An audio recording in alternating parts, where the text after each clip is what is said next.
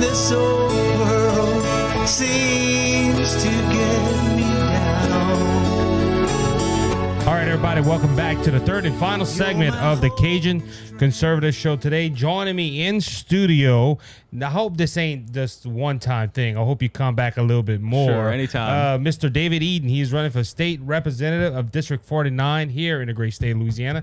David, how you doing, man? Long time no see. Yeah, long time no see, man. It's been a while. I'm doing great today. Beautiful day outside and enjoying the weather. It finally stopped raining, dude. Oh, man, finally. I tell you what.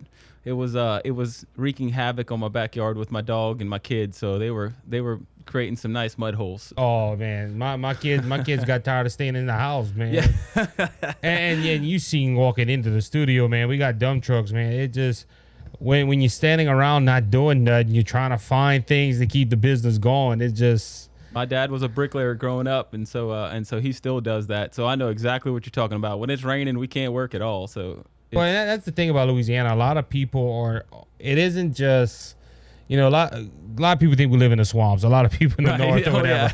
Yeah. But no, we're a lot of hardworking blue collar workers here. Absolutely. And the weather plays a key role into everything we're doing. It does. It really does. It really does. So David, let's talk about you a little bit. I met you at a Citizens for a Better Louisiana. I think New Louisiana, Better Louisiana. I always forget Michael's organization. But I met you at an event, and you were saying you were about to announce. You weren't going to announce, but since we talked last, you have announced Correct. that you're running. That is Blake Miguez's former spot, or his current spot that he's announcing in a couple of days formally that he is running for the Senate seat of the 22nd district.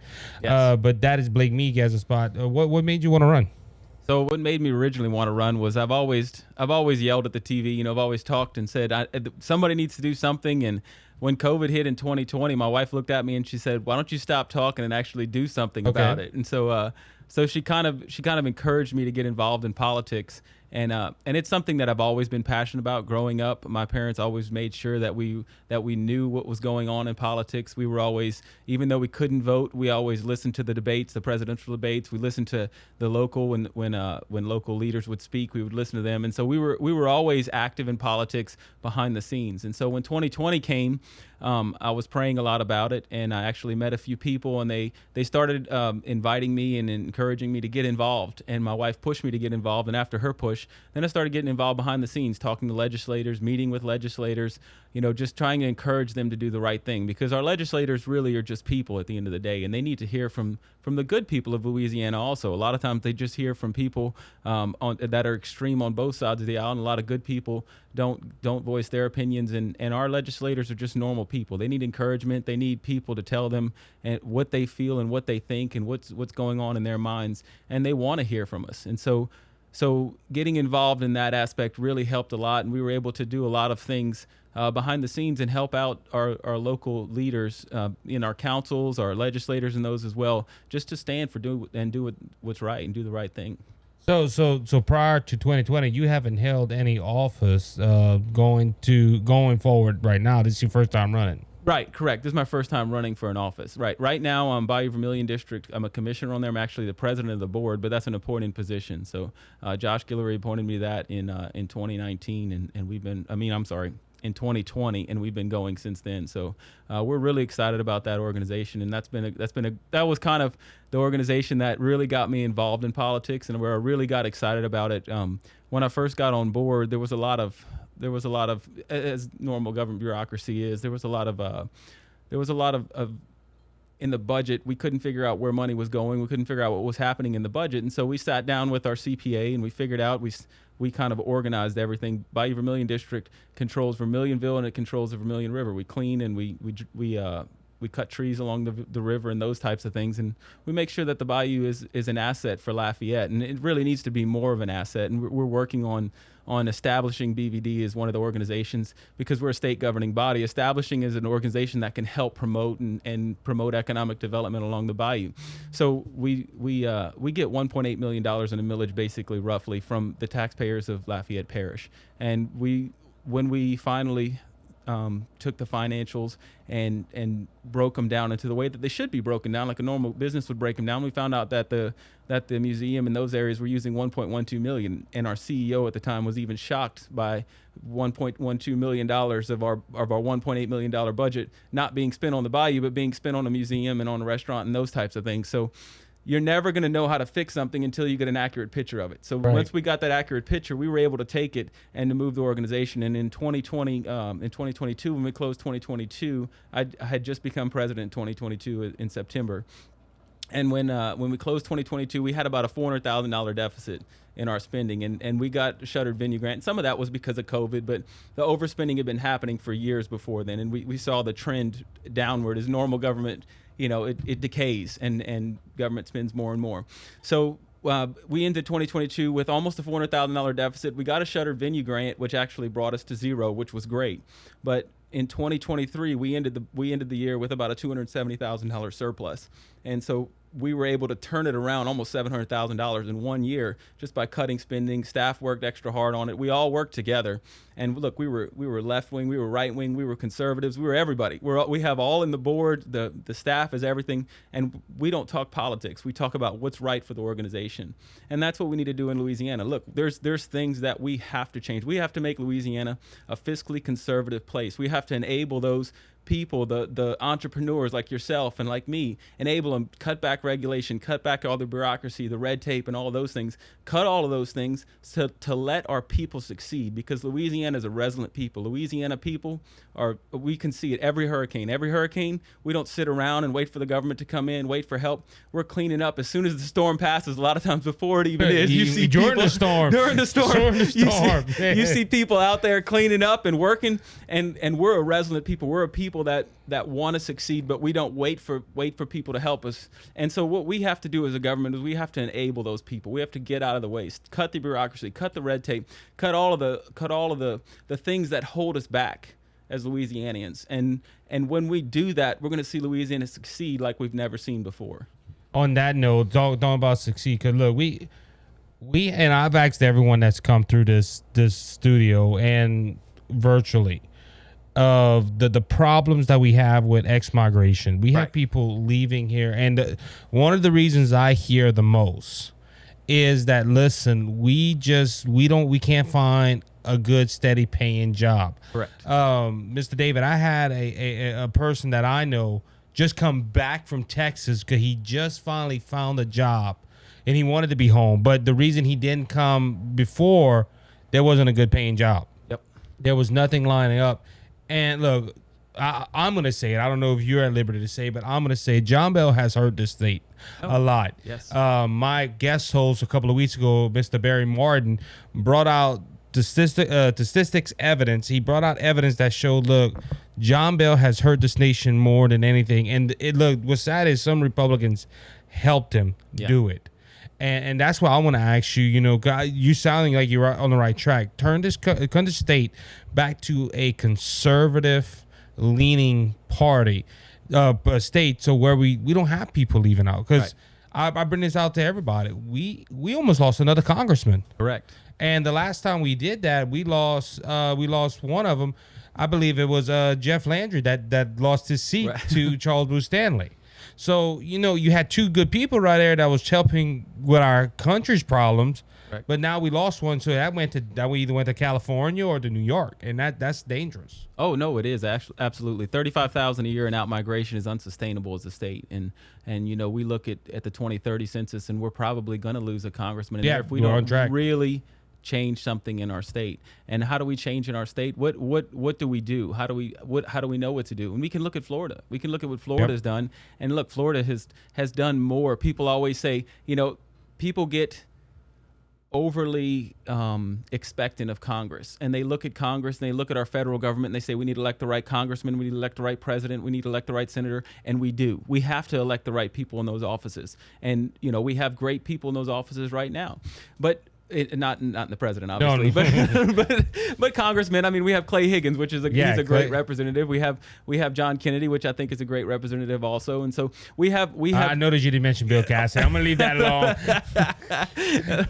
Anyway, but but how do we really change the federal government, and how do we really change our state? It's by creating a state that's first fiscally responsible. Yep. Because what happens? The federal government sends money to the state, and when they send money to the state, they said, "Well, look, we'll give you this free money." Rush Limbaugh used to say, "We're Santa Claus." This federal government would give free money, but what do they have with that free money? They have strings and ties, and it's our own money they're giving back to us. So it's really ridiculous that there's any ties to it. But the problem with Louisiana is we have to take it. We're not fiscally responsible enough to say we don't need your money, or we don't want your money. If you want to give us your money, we're not accepting your strings. And so how do we limit the federal government? First off, it's by becoming fiscally responsible as a state, and enabling us to not have that overregulation and have all that red tape that comes with the federal government and all those things that they bring in, what they tell our schools to do and what they tell our the EPA and all of those different organizations. And I can go down the line on that. But what do we have to do? We have to enable Louisianians. And so everything that we do as legislators and everything that we do as a governor should be seen through that lens of what is best for Louisiana people. What is best? What is going to most enable Louisiana people to do right? Is that going to be giving big businesses a tax write-off? Probably not. Because what happens when, I love Costco. I have a Costco membership. But what happens with the Costco thing when we have property tax? You see local businesses that are hurt by that. Yep. And when they're given an unfair advantage by not paying property tax or by getting an advantage on their property tax, then that hurts local businesses as well. And so we have to look at all those aspects of it. And as Louisianians, we haven't done that. We haven't been proactive. We do a lot of reactive legislating and reactive of government work in Louisiana. And so we have to be more proactive. We look at Florida and we see the things that they've done, getting themselves fiscally responsible, making sure that their schools are safe for kids, and making sure that the regulation in the federal government is kicked out of their state. And that's how we do it. That's how we limit the federal government. Yes, we can elect the right people to Congress, but they're one of 435 people in Congress, and they can't do a whole lot. And then so how do we change that? We change that by electing good local leaders, because the way our Constitution is written, the most power is in local government. And we've almost totally, as Americans, ignored our local government. I know I was so guilty of it. Me too. I didn't even know where my parish council meeting was a few years ago. I went to go to it and I said I had to Google where it was, and that was terrible. I was involved in politics. I considered myself up on political news, but I had no idea what was going on in my local government. And that's where we can make the most change. And you hear that a lot, on that point. There's people that say that, well, today someone said, "Oh, we're voting for president this year," huh? And I was like, "No, oh, I'm not going to vote." So you get what I'm saying, and that's the thing, we got to have good leaders local, like you said. That is the most powerful position. You're right, but unfortunately, as Louisiana, and this is why I think, David, this is why a lot of people are upset with Louisiana, especially right now. I've always said this: nationally, we're red. Yes, we're bright red, but inwardly, in the statewide, in the legislature, we're purple. Right. Because unfortunately, look, we have a majority, I believe, Senate, and a super majority in the House, and we still could not stop John Bell Edwards. Right.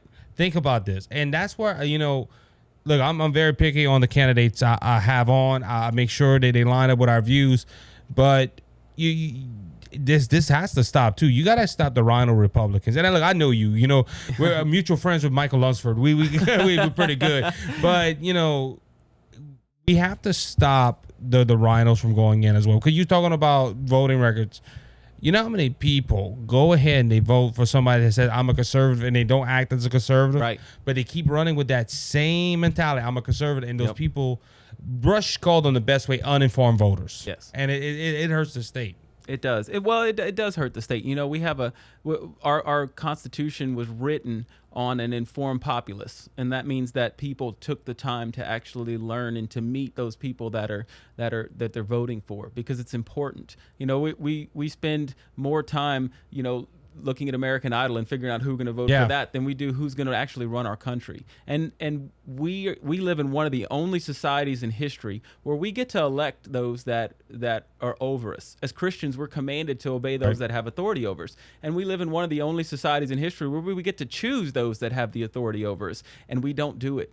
And we stay home and we say, well, it's an impossible task, and we make all of these excuses. But but it's important for us to go out and vote. And we have to look at it as what's going to be best for Louisiana. When we vote for a candidate, we vote for someone who's going to do the right thing for Louisiana, because we keep talking about people who are going to do the right thing and stand up and, hold the line and do all of these things. But look, we're at a point in Louisiana where we can't stand anymore. Yep. We have to be aggressive. We have to go after and do the things that we want to do. We can't just say we're just going to not vote for the right thing. We're not going to vote for the wrong things, and I'm going to vote the right way. We have to go after and do the right things. This is going to take people that have a backbone and a spine. You look at Blake Miguez, and he was, and others also as well, but I talk about Blake because he's in my district. But Blake was one of the only ones that stood against the governor, and he stood up and he told the governor what he thought and how he was not going to vote for that, and he had a spine. And we have to elect legislators that do that. My dad always said we elect politicians, but what used to be is statesmen. We need statesmen back. Statesmen that say the right things and do the right things and follow through with what they mean. And that's what I want to be. That's what I want to be mostly. I'm not worried about furthering my political career. I'm not worried about any of those things. What I'm worried about is that I want a Louisiana that my kids can grow up in and that they can choose to stay in if they want to stay in. They don't have to go to Texas or Florida or Mississippi to find a job like we talk about, because I have friends and family that all have to move because they can't find a job here in Louisiana. And it's a simple formula. How do we do it? We enable Louisianians to do what they do best, and that's work hard and succeed. And the government just has to get out of the way of that. So you're like me. You're not a big government guy, so that's good right Correct. there. Before we roll off, because we have a few minutes left. You're talking about changing positions and voting for it. John Bel Edwards is term limited. Correct. And we're Republicans. I've threatened to leave multiple times. I haven't yet. But so we have 3 Republicans in there right now: Jeff Landry, John Schroeder, and Cheryl Hewitt, and Richard Nelson too. Richard Nelson. Yeah. Oh, he came in? He didn't officially announce yet, I don't believe, but he did a video and he said that he's running, and I believe he did a press release as well. So you know more than me right now. But so we got 4. Four. Right. Is he? He's a Republican, He's correct? A Republican, Correct. So you got 4 Republicans coming into the race right now. What do you see that race looking like? Because I know we got one Democrat that's running right now, but none of the big guns of the Democrat Party has come in. Right. Everyone says this is Jeff Landry's race to lose. Right. And you don't have to endorse nobody. We're not asking for that. But what do you see in the Louisiana's governor's race going forward? So what I always love to see is I love to see debate, and I love to see discourse, and I love to see politicians that run a great race. And so I love John Schroeder. I know John Schroeder. I love Jeff Landry. I think he's great. I don't know Richard Nelson really that well. Met him a few times. Sharon Hewitt, I've met her a few times as well. I don't know any of them. But what I hope happens in the race is I hope they run a race that talks about what they want to do for the state, how they want to change. If they want to talk about their opponent, that's fine. But what we have to do is, if no one wins in the primary and if we have a runoff, we have to come together and vote for the right candidate. We have to. That's what happens every time. We get so hurt at each other. We throw so much mud at each other, and we get so angry, and we get so entrenched with our candidate that when they don't win in the primary, we get to the runoff and we say, I'm not going to vote at all. Yeah. I'm not going to vote, or I'm going to vote for the other guy. We saw it all the time. I knew when John Bell, his last race, when I saw Republicans for John Bell, I said, it's over. John Bell won the last race. And it was, and I'm not even a political consultant. I'm a nobody. I'm just a guy. I'm just a normal guy. But I knew that, because Republicans, what do we do best? We shoot ourselves in the foot best. And so we have to realize, look, we have to come together for the good of Louisiana, because it's all about Louisiana. It's not about me, and it's not about you. It's not about any of the other candidates. It's about what's best for Louisiana and who's going to represent and who's going to do the best for Louisiana. And I'm tired of politicians coming in and talking about what they're going to do and how they're going to change this and how they're going to do all of these things differently. And it's nothing about what's best for the people of Louisiana. How are the people of Louisiana going to be treated? And Rush Limbaugh talked again, going back to Santa Claus, and we promise it's been said that legislators, they don't even go to make laws. They go to Baton Rouge to try to get the most money back for their parish or for their district.